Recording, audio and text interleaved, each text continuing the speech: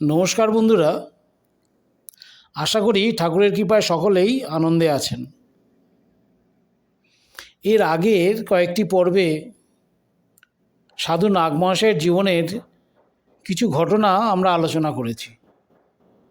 আজকেও সাধু নাগমহাশয়ের জীবনের কিছু ঘটনা এবং সেই সঙ্গে সাধু নাগমহাশয়ের সহিত স্বামী বিবেকানন্দের, যখনও তিনি বিবেকানন্দ হননি, শুধুই ঠাকুরের লড়েন, সেই সময়ে দুজনের প্রথম আলাপ এবং কেন নাগমহাশয় স্বামীজিকে শিবের অবতার ভাবতেন, সেই ঘটনাই আলোচনা করব।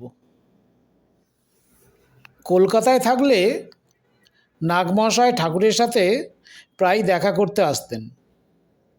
এই রকম একদিন নাগমহাশয় আসিয়াছেন ঠাকুরের সাথে দেখা করতে।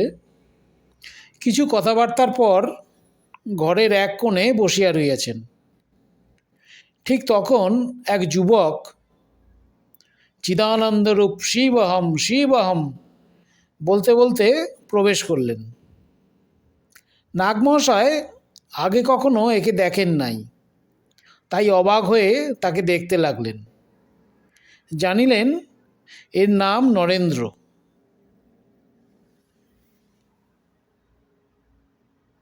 নরেন্দ্র ঘরে প্রবেশ করলে পর ঠাকুর নাগমহাশয়কে দেখাইয়া নরেন্দ্রকে বলিলেন, এই এরই ঠিক ঠিক দীনতা, একটুও ভান নাই। ঠাকুরের কথায় নরেন্দ্রনাথ বলিলেন, তা আপনি যখন বলছেন তা হবে। এরপর নাগমহাশয় এবং নরেন্দ্র দুজনে আলাপ করিতে লাগিলেন। কথায় কথায় নাগমহাশয় বলিলেন, সকলই তোমারই ইচ্ছা, ইচ্ছাময়ী তারা তুমি, তোমার কর্ম তুমি করো মা, লোকে বলে করি আমি। নরেন্দ্র বলিলেন, আমি তিনিমিনি বুঝি না, আমি প্রত্যক্ষ পরমাত্মা। আমার ভেতর নিখিল ব্রহ্মাণ্ড উঠছে, ভাসছে, ডুবছে। নাগমহাশয় বললেন, আপনার কি সাধ্য যে একটি চুল সোজা করেন? তা বিশ্বব্রহ্মাণ্ড তো দূরের কথা, তার ইচ্ছা না হলে গাছের পাতাও নড়ে না। এর উত্তরে নরেন্দ্রনাথ বললেন, আমি ইচ্ছা না করলে চন্দ্র সূর্যের গতিরোধ হয়। আমার ইচ্ছায় এই বিরাট ব্রহ্মাণ্ড যন্ত্রবৎ পরিচালিত হচ্ছে।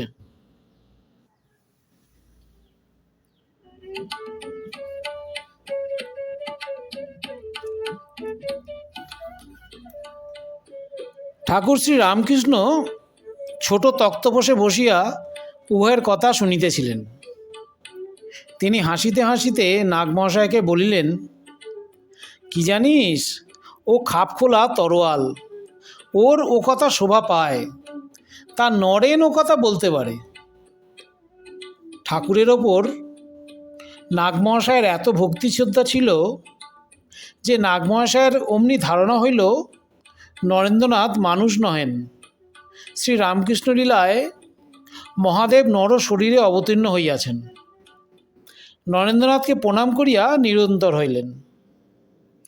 জীবনে স্বামীজি সম্বন্ধে তাহার এই বিশ্বাসের পরিবর্তন হয় নাই। কোনো বিশিষ্ট ভদ্রলোক একদিন নাগমহাশয়কে জিজ্ঞাসা করেন, কোনো মুক্ত পুরুষ দর্শন করিয়াছেন কি? নাগমহাশয় বলিয়াছিলেন, সাক্ষাৎ মুক্তি দাতাকে দর্শন করিয়াছি আমি, শ্রী রামকৃষ্ণ দেবকেই দর্শন করিয়াছি, আর তার সর্বপ্রধান পার্ষদ শিবাবতার স্বামীজিকেও দর্শন করিয়াছি।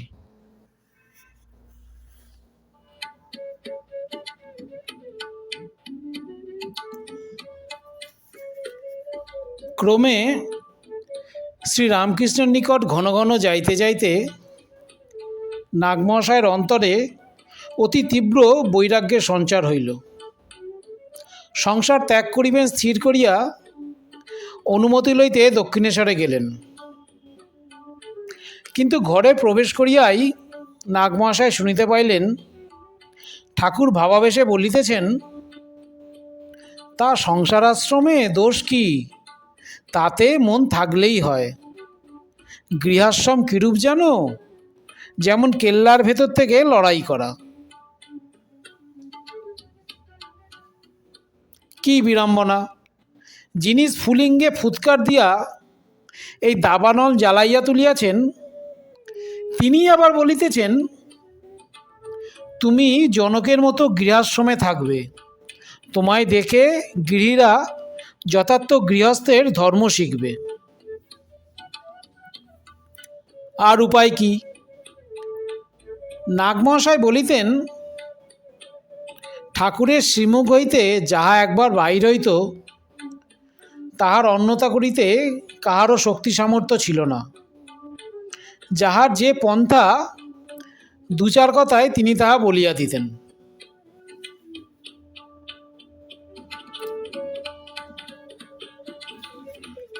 শ্রী রামকৃষ্ণের আদেশ শিরোধার্য করিয়া নাগমহাশয় বাসায় ফিরিলেন। কিন্তু মন বড় ব্যাকুল হইল। মুখে দিনরাত কেবল হা ভগবান, হা ভগবান। কখন ধুলায় আছড়াইয়া পড়েন, কখনো কণ্টকে পড়িয়া শরীর ক্ষতবিক্ষত হইয়া যায়।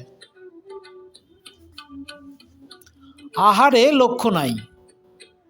যেদিন সুরেশ যত্ন করিয়া কিছু খাওয়ান, সেই দিনই খাওয়া হয়, নইলে নয়। দিন কোথায় দিয়া চলিয়া যায়, কখন কোথায় থাকেন, কিছুই স্থিরতা নাই।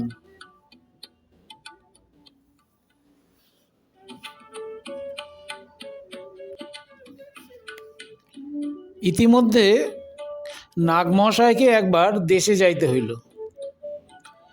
নাগমহাশয়ের স্ত্রী তাহার অবস্থা দেখিয়া দারুণ শঙ্কিতা হইলেন। বুঝিলেন গৃহাশ্রমে স্বামীর আর তিলমাত্র আস্থা নাই। নাগমহাশয়ও তাহাকে বুঝাইলেন শ্রী রামকৃষ্ণের চরণে অর্পিত দেহ দ্বারা তাহার আর সংসারের কোনো কার্য হইবে না।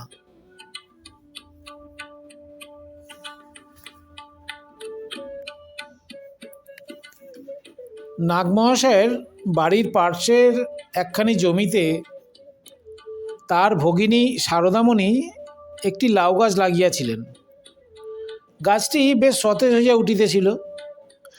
একদিন গাছের কাছে পাড়ার কোন এক লোক গরু বাঁধিয়া দিয়া যায়, কিন্তু দড়িটা এত ছোট করে বাঁধিয়াছিল যে গাভী লাউ গাছটার লোভে বারবার তার কাছে যাইবার চেষ্টা করলেও কিছুতেই কৃতকার্য হইতে পারিল না। নাগমহাশয় গাভীকে এইরূপ উপর্যুপরি বিফল মনোরথ দেখিয়া খাও মা খাও বলিয়া তাহার দড়িটি খুলিয়া দিলেন। গাভী মনের সুখে লাউ গাছ খাইতে লাগিল। নাগমহাশয়ের পিতা অবাক হইয়া দেখিলেন, পুত্রের কার্য দেখিলেন, তারপর ভৎসনা করিয়া বলিলেন, নিজে তো উপার্জন করো না, সংসারের যাহাতে হিত হয় সেইরূপ করা দূরে থাক, এইরূপ অনিষ্ট করো কেন? পরে কথায় কথায় বলিলেন, ডাক্তারি তো ছেড়ে দিয়ে বসলি, এখন কি খেয়ে কি করে দিন কাটবে?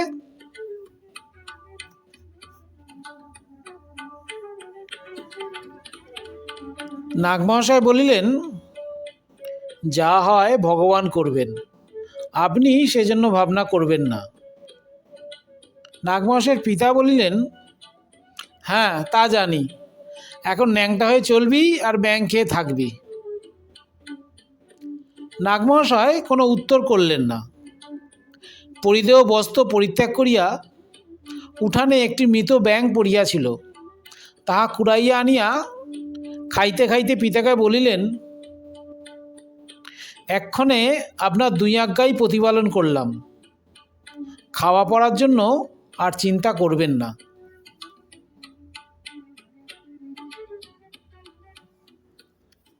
দেশ হইতে আসিয়া নাগমহাশয় একদিন শ্রী রামকৃষ্ণকে বলিলেন, তার ওপর নির্ভর হলো কই, এখনও তো তত নিজের চেষ্টা রই আছে। এই কথায় ঠাকুর নিজের শরীর দেখাইয়া বলিলেন, এখানকার টান থাকলে সব ঠিক হয়ে যাবে।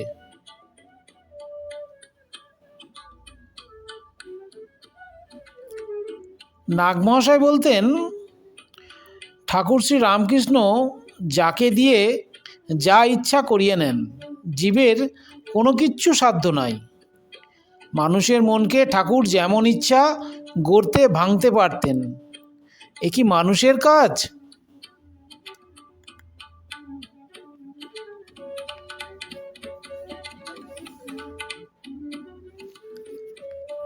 নাগমহাশয়ের তীব্র বৈরাগ্য দেখিয়া ঠাকুর শ্রী রামকৃষ্ণ আবার একদিন তাহাকে বলিলেন, গৃহেই থেকো তুমি, যেন তেন করে মোটা ভাত মোটা কাপড় চলে যাবে। নাগমহাশয় বললেন, গৃহে কিরূপে থাকা যায়? পরের দুঃখ কষ্ট দেখে কিরূপে স্থির থাকা যায়?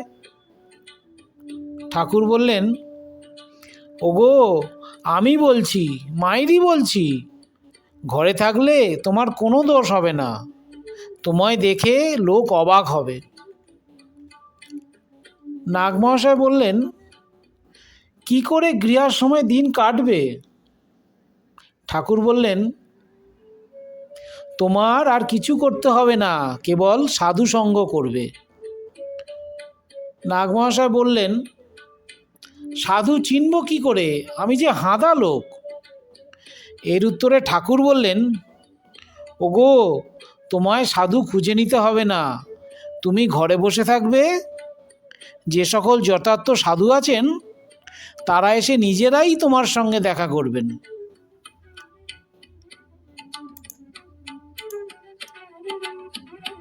জয় মা, জয় ঠাকুর, জয় স্বামীজি।